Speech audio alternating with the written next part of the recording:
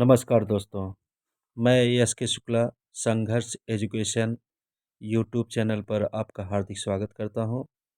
दोस्तों, ये मेरा 15वां प्रैक्टिस सेट होगा जिसमें बेहतरीन प्रश्न लिए गए हैं। तो चलते हैं आज के प्रश्नोत्तरी पर। सबसे पहला हमारा प्रश्न है, जी हाँ हजूर, मैं गीत बेचता हूँ। मैं तरह तरह के गीत बेचता हूँ। किसका काव्य है? आप इसका उत्तर दें। तो दोस्तों, इसका जो सही उत्तर होगा वो है option number A, Bhavani Prasad Mishra. और भवानी प्रसाद मिश्र को सहजता का कवि भी कहा जाता है। शमशेर बहादुर सिंह को कवियों का कवि कहा जाता है।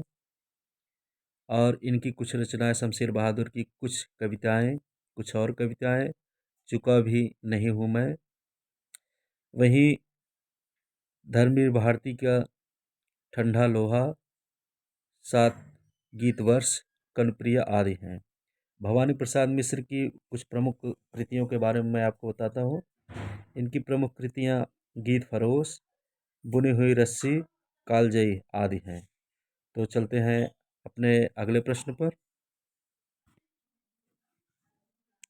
2 नंबर का हमारा प्रश्न है, संस्कृत मिश्रित हिंदी या शिष्ट बोलचाल की भाषा है, किसका भाषिक विशेषता है? आप इसका उत्तर दें। तो मित्रों, इसका जो सही उत्तर होगा वो है ऑप्शन नंबर सी, मुंशी सदा सुखलाल। और इनकी प्रमुख कृतियाँ सागर है। वहीं ईसा अल्लाह खां की प्रमुख कृतियाँ रानी केतकी की कहानी, जिसे उदयवान चरित्र के नाम से जाना जाता है। लल्लू लाल की प्रमुख कृतियाँ प्रेम सागर, सिंहासन बत्तीसी, बैताल पचीसी आदि हैं। और सदल मिश्रा की प्रमुख कृतियाँ नाचकेतोपाख्यान, जो कि चंद्रावली के नाम से भी जाना जाता है। तो चलते हैं अपने नेक्स्ट क्वेश्चन पर। 3 नंबर का हमारा प्रश्न है, फोर्ट विलियम कॉलेज की स्थापना वर्ष है। काफ़ी इम्पोर्टेंट क्वेश्चन है, तो आप इसका उत्तर दें। तो दोस्तों, इसका जो सही उत्तर होगा वो है ऑप्शन नंबर सी, 1800। हमारा सही उत्तर option number C, 1800। Fort William college की स्थापना जो है 1800 ईस्वी में हुई थी। और इसमें जो गद्य के 4 प्रमुख महानुभाव थे, जो कि ईसा अल्लाह खान, लल्लू लाल, सदल मिश्र, सदा सुखलाल। जबकि ईसा अल्लाह खान और सदा सुखलाल ये कॉलेज के नहीं थे, बाकी सदल मिश्र और लल्लू लाल इस विद्यालय में पढ़ाते थे। तो चलते हैं अपने नेक्स्ट क्वेश्चन पर। 4 नंबर का हमारा प्रश्न है, आक्रोश की भाषा का पहला प्रयोग सर्वपा में ही दिखाई देता है, किस आलोचक का कथन है? आप इसका उत्तर दें। 4 नंबर हमारा प्रश्न है। तो मित्रों, इसका जो सही उत्तर होगा वो है option number A, doctor Bachchan Singh का। यह कथन जो है डॉक्टर बच्चन सिंह का है। वहीं हजारी प्रसाद की प्रमुख कृतियाँ हिंदी साहित्य की भूमिका, जो कि 1940 में लिखी गई थी। नामवर सिंह की कृतियों में हिंदी साहित्य का कविता के नए प्रतिमान। वहीं डॉक्टर बच्चन सिंह की प्रमुख कृतियाँ हिंदी साहित्य का दूसरा इतिहास, जो कि 1996 में लिखा गया था। और रामचंद्र शुक्ल की प्रमुख कृतियाँ हिंदी साहित्य का इतिहास, जो कि 1929 ईस्वी में लिखा गया था। तो चलते हैं अपने नेक्स्ट क्वेश्चन पर। 5 नंबर का हमारा प्रश्न है, 84 सिद्धों में प्रथम स्थान तथा सबसे ऊंचा स्थान किसका माना जाता है? आप इसका उत्तर दें। तो दोस्तों, इसका जो सही उत्तर होगा वो है ऑप्शन नंबर डी, लुइपा। हमारा सही उत्तर होगा ऑप्शन नंबर डी, लुइपा। वहीं सरहपा को सरोज वज्र या राहुल भद्र के नाम से भी जाना जाता है। अब चलते हैं अपने अगले प्रश्न पर। 6 नंबर का हमारा प्रश्न है, हिंदी का प्रथम कवि किसे माना जाता है? आप इसका उत्तर दें। तो दोस्तों इसका जो सही उत्तर होगा वो है ऑप्शन नंबर सी, सरहपा। हमारा सही उत्तर ऑप्शन नंबर सी। वहीं सबरपा जो नाम पड़ा था, ये सबरों के वेशभूषा में रहते थे, इसीलिए इनका नाम सबरपा पड़ा। तो चलते हैं अपने नेक्स्ट क्वेश्चन पर। 7 नंबर का हमारा प्रश्न है, सिद्धों में सबसे पुराना किसे माना जाता है? आप इसका उत्तर दें। तो मित्रों इसका जो सही उत्तर होगा वो है ऑप्शन नंबर ए, सरहपा। और इनकी प्रमुख कृतियां दोहा कोश है। तो चलते हैं अपने अगले प्रश्न पर। 8 नंबर का हमारा प्रश्न है, ब्रजयान का केंद्र कहाँ था? वज्रयान का केंद्र कहाँ था? आप इसका उत्तर दें। और काफ़ी महत्वपूर्ण प्रश्न है। तो दोस्तों इसका जो सही उत्तर होगा वो है ऑप्शन नंबर ए, श्री पर्वत पर। हमारा सही उत्तर होगा ऑप्शन नंबर ए, श्री पर्वत। अब चलते हैं अपने नेक्स्ट क्वेश्चन पर। 9 नंबर का हमारा प्रश्न है, सहज यानियों की भाषा क्या था? आप इसका उत्तर दें। तो मित्रों इसका जो सही उत्तर होगा वो है ऑप्शन नंबर सी, संध्या। हमारा जो सही उत्तर होगा ऑप्शन नंबर ए। वहीं अपभ्रंश की कालावधि जो थी 500 ईस्वी से 1000 ईस्वी थी, और प्रकृत की 1 ईस्वी से 500 ईस्वी तक प्रकृत की भाषा मानी गई थी। तो चलते हैं अपने नेक्स्ट क्वेश्चन पर। 10 नंबर का हमारा प्रश्न है, एक नार ने अचरज किया, किसकी उक्ति है या किसकी पंक्ति है? आप इसका उत्तर दें। और काफ़ी यह फेमस, कई बार परीक्षाओं में आ चुका है। तो आप इसका उत्तर बताएं। तो मित्रों इसका जो सही उत्तर होगा वो है ऑप्शन नंबर ए, अमीर खुसरो। यह जो पंक्ति है ये अमीर की खुसरो से लिया गया, अमीर खुसरो ने इसे लिखा गया है। और विद्यापति के बारे में मैं आपको बताऊं, इन्हें मैथिल कोकिल कहा गया है। और इनकी प्रमुख कृतियां जो है कीर्तिपताका, कीर्तिलता और पदावली है। तो चलते हैं अपने अगले प्रश्न पर। 11 नंबर का हमारा प्रश्न है, स्वयंभू किस सती के आसपास थे? यह कई परीक्षाओं में पूछा गया प्रश्न है। तो आप इसका उत्तर दें। तो मित्रों इसका जो सही उत्तर होगा वो है ऑप्शन नंबर ए, 8वीं सदी। अर्थात 783 ईस्वी के आसपास इनका जन्म हुआ था। या इनकी कृतियाँ जो मानी गई है वह 7वीं सदी और 8वीं सदी के मध्य है। तो इसलिए हम इन्हें 8वीं सदी के मध्य मानते हैं। वहीं 10वीं सदी के जो मध्य हैं वो पुष्पदंत जी हैं। तो चलते हैं अपने नेक्स्ट क्वेश्चन पर। 12 नंबर का हमारा प्रश्न है, परिव्राजक की प्रजा किसकी आत्मकथा है? शायद एक आध प्रैक्टिस सीट में यह क्वेश्चन पहले भी दिया गया है और काफ़ी महत्वपूर्ण प्रश्न है। तो आप इसका उत्तर दें। तो मित्रों इसका जो सही उत्तर है वो है ऑप्शन नंबर डी, शांति प्रिय द्विवेदी। हमारा सही उत्तर है ऑप्शन नंबर डी। और वहीं स्वामी सत्यदेव परिव्राजक की जो प्रमुख आत्मकथा है, स्वतंत्रता की खोज। राहुल संस्कृतायन की मेरी जीवन यात्रा, जो कि 1946 में। वहीं वियोगी हर की मेरी जीवन प्रवाह। तो चलते हैं अपने नेक्स्ट क्वेश्चन पर। 13 नंबर हमारा प्रश्न है, आत्मनिरीक्षण आत्मकथा है, किसकी आत्मकथा है? आप इसको बताएं। तो मित्रों इसका जो सही उत्तर है वो है ऑप्शन नंबर ए, सेठ गोविंद दास। हमारा सही उत्तर ऑप्शन नंबर ए, सेठ गोविंद दास। वही धर्मवीर भारती की प्रमुख आत्मकथा जो है मेरी पत्नी और भेड़िया, जो कि सन 2003 में इसे धर्मवीर भारती ने इसे निकाला था। तो चलते हैं अपने नेक्स्ट क्वेश्चन पर। 14 नंबर का हमारा प्रश्न है, हरिवंश राय बच्चन की आत्मकथा नहीं है। आप इसका उत्तर दें। और काफ़ी ये प्रसिद्ध जो रचनाएं हैं काफ़ी प्रसिद्ध हैं और कई परीक्षाओं में ये पूछा गया है, तो आप इसका उत्तर सही दें। तो मित्र इसका जो सही उत्तर है वो है ऑप्शन नंबर डी, मेरी जीवन यात्रा।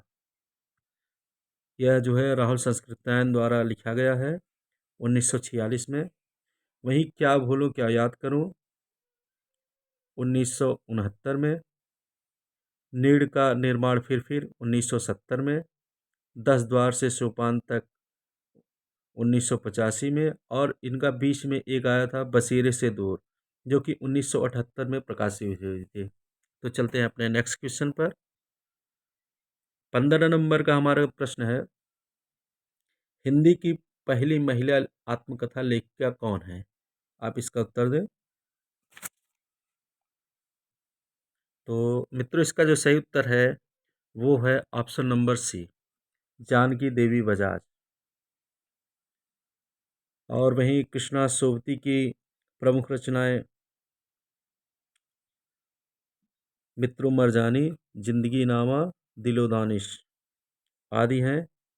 महादेवी वर्मा की प्रमुख कृतियां निहार जो कि 1930 में, रश्मि 1932 में, नीरजा 1934 में और सांद गीत 1936 में प्रकाशित हुई। अब चलते हैं अपने अगले प्रश्न पर। 16 नंबर का हमारा प्रश्न है, अपनी धरती अपने लोग किसकी आत्मकथा है? आप इसका उत्तर दें। तो मित्रों इसका जो सही उत्तर होगा वो है option number A, Ramvilas Sharma. हमारा सही उत्तर रामविलास शर्मा। और इनकी प्रमुख आत्मकथा मैं क्रांतिकारी कैसे बना प्रमुख आत्मकथा है।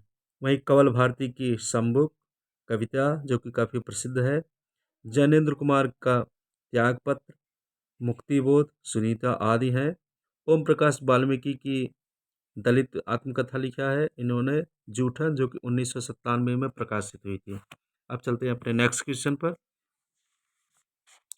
17 नंबर का हमारा प्रश्न है, रीत काल को अलंकृत काल किसने कहा है? आप इसका उत्तर दें। तो दोस्तों इसका जो सही उत्तर होगा वो है ऑप्शन नंबर सी, मिस्र बंधुओं ने रीत काल को अलंकृत कहा। वहीं रमाशंकर शुक्ल ने कलाकाल कहा, रामचंद्र शुक्ल ने रीतकाल और जॉर्ज ग्रियर्सन ने रीत काव्य कहा। अब चलते हैं अपने नेक्स्ट क्वेश्चन पर। 18 नंबर का हमारा प्रश्न है, महावीर प्रसाद द्विवेदी ने आदिकाल को क्या कहा? आप इसका उत्तर दें। तो दोस्तों इसका जो सही उत्तर होगा वो है ऑप्शन नंबर ए, बीज वपन काल। हमारा सही उत्तर होगा।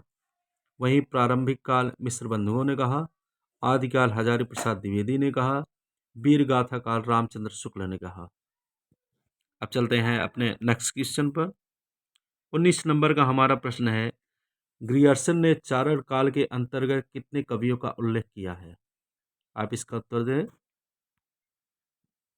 अर्थात ग्रियर्सन ने ये पूछा है कि आदिकाल के अंतर्गत उन्होंने कितने कवियों का उल्लेख किया है, तो आप इसका उत्तर बताएं। तो मित्रों इसका जो सही उत्तर होगा वो है ऑप्शन नंबर सी, 9। और उसमें जो प्रमुख कवि थे, पूड़ी कवि, खुमार सिंह, केदार, कुमारपाल, अनन्यदास, चंद, जगनिक, जोधराज एवं सारंगधर का नाम उल्लेख किया है। तो चलते हैं अपने अगले प्रश्न पर। 20 नंबर का हमारा प्रश्न है, हिंदी साहित्य और संवेदना का विकास किसका ग्रंथ है? आप इसका उत्तर दें। तो मित्रों इसका जो सही उत्तर है वो है ऑप्शन नंबर सी। हमारा जो सही उत्तर है option number C, doctor Ram Kumar Chaturvedi, जो कि 1986 में इसे प्रकाशित किया था। वहीं रामचंद्र शुक्ल ने हिंदी साहित्य का इतिहास 1929 ईस्वी में, श्याम सुंदर दास ने हिंदी भाषा का विकास जो कि 1924 ईस्वी में। अब चलते हैं अपने नेक्स्ट क्वेश्चन पर। 21 नंबर का हमारा प्रश्न है, हिंदी साहित्य का आलोचनात्मक इतिहास का प्रकाशन वर्ष क्या है? आप इसका उत्तर दें। और दोस्त, इसके पहले आप ये बताएं कि ये रचना किसकी है? आप इसका भी उत्तर दें। तो मित्रों, इसका जो सही उत्तर है वो है ऑप्शन नंबर डी, 1938। और हिंदी साहित्य का आलोचनात्मक इतिहास जो है राम कुमार वर्मा द्वारा इसे लिखा गया था, और यह अधूरा था। इन्होंने भक्ति काल तक ही इसे किया था, उसके आगे इन्होंने नहीं इसे पूर्ण किया, और इसलिए यह अधूरी रचना है। वहीं 1929 में रामचंद्र शुक्ल ने हिंदी साहित्य का इतिहास लिखा। 1940 में हिंदी साहित्य की भूमिका हजारी प्रसाद द्विवेदी द्वारा, और 1952 में हिंदी साहित्य का आदिकाल जो कि हजारी प्रसाद द्विवेदी द्वारा ही प्रकाशित हुई। तो चलते हैं अपने नेक्स्ट क्वेश्चन पर। 22 नंबर का हमारा प्रश्न है, वर्तमान काल कितने प्रकार का होता है? आप इसका उत्तर दें। तो मित्रों, इसका जो सही उत्तर होगा वो है ऑप्शन नंबर बी, 5। हमारा सही उत्तर होगा ऑप्शन नंबर बी, 5। कौन कौन से? सामान्य वर्तमान काल, तत्कालिक वर्तमान काल, पूर्ण वर्तमान काल, संदिग्ध वर्तमान काल, संभाव्य वर्तमान काल। वहीं भविष्यकाल को 3 भागों में बांटा गया है, सामान्य भविष्यकाल, संभाव्य भविष्यकाल, हेतुमद भविष्यकाल। और फिर भूतकाल को 6 भागों में बांटा गया है, सामान्य भूतकाल, आसन्न भूतकाल, पूर्ण भूतकाल, अपूर्ण भूतकाल, संदिग्ध भूतकाल, हेतुमद भूतकाल। तो चलते हैं अपने नेक्स्ट क्वेश्चन पर। 23 नंबर का हमारा प्रश्न है, भाव या अर्थ की दृष्टि से क्रिया के मुख्यतः कितने भेद होते हैं? आप इसका उत्तर दें। तो दोस्तों, इसका जो सही उत्तर होगा वो है ऑप्शन नंबर सी, 5। हमारा सही उत्तर होगा ऑप्शन नंबर सी। कौन कौन से? निश्चयार्थ, संभावनार्थ, संदेहार्थ, आज्ञार्थ, संकेतार्थ। तो चलते हैं आज के 24 नंबर प्रश्न पर। 24 नंबर का हमारा प्रश्न है, संज्ञा के कितने भेद होते हैं? आप इसका उत्तर दें। तो दोस्तों, इसका जो सही उत्तर है वो है ऑप्शन नंबर सी, 5। संज्ञा के 5 भेद होते हैं। कौन कौन से? व्यक्तिवाचक संज्ञा, जातिवाचक संज्ञा, समूहवाचक संज्ञा, द्रव्यवाचक संज्ञा, भाववाचक संज्ञा। ये हमारे 5 जो है संज्ञा होते हैं। तो चलते हैं आज के अंतिम प्रश्न पर। 25 नंबर का हमारा प्रश्न है, सर्वनाम के कितने भेद होते हैं? आप इसका उत्तर दें। तो मित्रों, इसका जो सही उत्तर होगा वो है ऑप्शन नंबर सी, 6। सर्वनाम के 6 भेद होते हैं। कौन कौन से? पहला पुरुषवाचक सर्वनाम, निजवाचक सर्वनाम, निश्चयवाचक सर्वनाम, अनिश्चयवाचक सर्वनाम, संबंधवाचक सर्वनाम, प्रश्नवाचक सर्वनाम। तो दोस्तों, इस तरह से हमने आज फिर 25 क्वेश्चन किए। और अगर आप लोगों को हमारा वीडियो पसंद आ रहा हो तो आप हमारे चैनल को सब्सक्राइब, लाइक और शेयर ज़रूर करें। तो दोस्तों जी, इसी के साथ मैं विदा लेता हूँ। धन्यवाद आप लोगों का, बहुत बहुत धन्यवाद। Thank you.